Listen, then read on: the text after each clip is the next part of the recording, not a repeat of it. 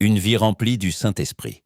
L'Écriture dit dans le livre des Actes des Apôtres, chapitre 1, verset 8. « Mais vous recevrez une puissance, le Saint-Esprit survenant sur vous, et vous serez mes témoins à Jérusalem, dans toute la Judée, dans la Samarie et jusqu'aux extrémités de la terre. » Ces paroles ont été dites par Jésus-Christ le Seigneur à ses disciples avant de monter, pour montrer clairement qu'il n'allait pas les laisser seuls, ni orphelins.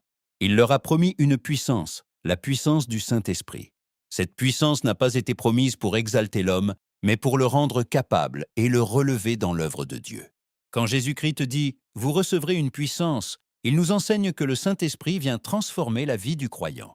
Quand le Saint-Esprit entre dans la vie d'une personne, sa vie est transformée. La manière de penser change, la manière de vivre change, l'esprit et le cœur changent.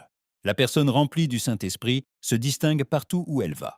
L'Écriture dit aussi dans le livre des Actes des Apôtres, chapitre 4, versets 30 et 1.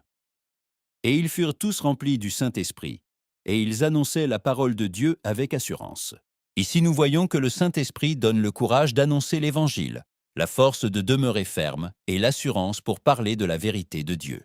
Et l'Écriture dit dans la deuxième épître à Timothée, chapitre 1, verset 7. « Car Dieu ne nous a pas donné un esprit de timidité, mais de puissance, d'amour et de sagesse. » Ici, nous comprenons ce que le Saint-Esprit produit dans la vie du croyant. Il produit la puissance, l'amour et la maîtrise de soi. Il produit une vie sainte. Il produit une conduite qui honore Dieu.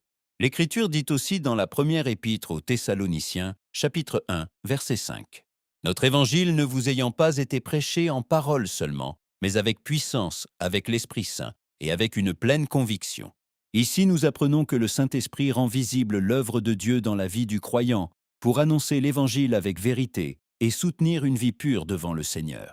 Aujourd'hui, cette parole nous enseigne que nous avons besoin de la puissance du Saint-Esprit dans notre vie pour vivre dans la sainteté, annoncer l'Évangile et plaire à Dieu. Aujourd'hui, j'adresse une invitation à tout ami qui a entendu ce message et qui désire accepter Jésus-Christ comme son unique et suffisant Sauveur. Écris dans les commentaires « Jésus-Christ, aujourd'hui je m'approche de toi ». L'écho de la voix de Dieu.